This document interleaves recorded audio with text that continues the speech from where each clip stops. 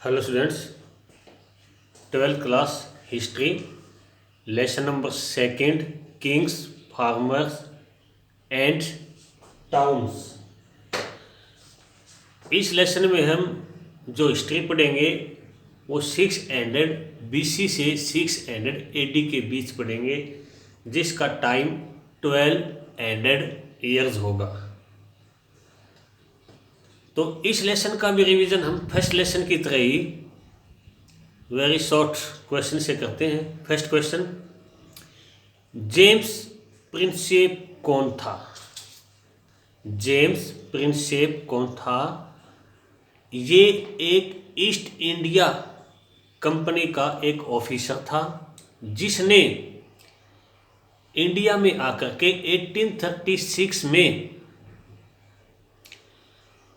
ब्राह्मी और खरोष्टी को पढ़ा था और उसका मीनिंग निकाला था। नेक्स्ट, पियदसी किसको कहा जाता है? एक रूलर है जिसको पियदसी का टाइटल मिला है। वो रूलर इंडिया में किस नाम से जाना जाता है? अशोक। मौर्य डायनेस्टी का ये रूलर, जो चंद्रगुप्त का लड़का बिंदुसार और बिंदुसार का लड़का अशोक है। नेक्स्ट,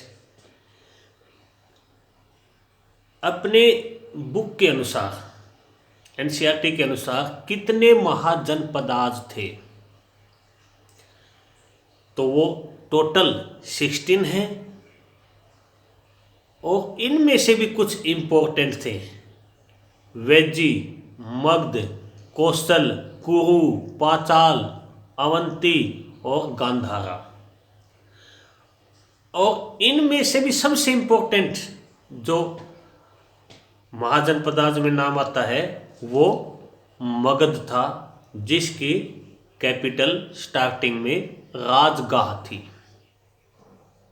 नेक्स्ट क्वेश्चन, गण, गणा और संघा यानी गण और संघ नाम से जो हमारा रूल चलता था, किन का? इन महाजनपदाज का। यानी हम ये कह सकते हैं कि ये जो महाजनपदाज थे ये रिपब्लिक थे। इसी टाइम अपने से वेस्ट में रोमन एम्पायर था, और रोमन एम्पायर भी रिपब्लिक था। वहाँ ये सब कुछ जो सिस्टम है वो सेनेट चलाती थी। इंस्क्रिप्शन क्या है? अभिलेख क्या है? इंस्क्रिप्शन स्टोन पर, मेटल पर और मिट्टी के जो बर्तन हैं, पोट्री है, उस पर जो हमें लेख मिलते हैं उसे हम क्या बोलेंगे? इंस्क्रिप्शन, अभिलेख। अपने कंट्री के अंदर सबसे एंशिएंट, पुराने जो इंस्क्रिप्शन है वो कौन सी लैंग्वेज में है? तो इसका आंसर है प्राकृत लैंग्वेज। अपने कंट्री के अंदर सबसे एंशिएंट जो लैंग्वेज मानी जाती है वो प्राकृत और पाली हैं, जिनकी स्क्रिप्ट ब्राह्मी और खरोष्टी है। धर्मशास्त्र, नेक्स्ट क्वेश्चन, धर्मशास्त्र कब लिखे गए? धर्मशास्त्र का टाइम पीरियड माना जाता है 600 BC। धर्मशास्त्र के अकॉर्डिंग क्या है? राजा अक्षत्रिय ही हो सकते हैं, बट हमने इसके एक्सेप्शनल केस देखे हैं, पढ़े हैं। तो हम उनमें से कौन सी डायनेस्टी के रूलर को ले सकते हैं? सातवाहन डायनेस्टी, क्योंकि गौतमी पुत्र सातकर्णी एक ब्राह्मण रूलर था। नेक्स्ट, मगध सबसे इंपॉर्टेंट क्यों था? क्योंकि मगध के जो रूलर थे बिंबसार और अजातशत्रु, इन्होंने मगध को बहुत ही पावरफुल बना दिया था। और मगध जो था वो गंगा रिवर पर है, गंगा वैली में जो है ना मगध महाजनपद है। यहाँ पर एग्रीकल्चर बहुत अच्छी से होती है। यहाँ पर माइन जो आयरन बहुत आसानी से मिलता है। और उस टाइम वार्स के लिए, युद्धों के लिए एलिफेंट्स, हाथी यहाँ से आसानी से पकड़े जा सकते थे। यहाँ ट्रेड भी यहाँ से अच्छी तरह दूसरे जो महाजन पदार्थ थे उनसे होता था, इसलिए मगध दूसरे जो महाजन पदार्थ थे उनसे बहुत आगे निकल गया था। और बिंदुसार और अजातशत्रु की जो पॉलिसी थी वो बहुत ही अच्छी थी। किंग ऑफ रूल, राजाओं का घर किसे कहा जाता है? राजाओं का घर एक कैपिटल का नाम है जिसे राजाओं का घर के नाम से जाना जाता है। वो कैपिटल कौन सी थी और किसकी थी? वो कैपिटल राजगाह या राजगृह थी। और किसकी कैपिटल है ये मगधा की कैपिटल है। यानी पाटलिपुत्र से पहले मगध की जो कैपिटल थी वो क्या थी? राजगाह थी। इस राजगाह को ही राजाओं का घर के नाम से जाना जाता है। अशोक के जो इंस्क्रिप्शन है वो मेनली कौन सी लैंग्वेज में है? प्राकृत में।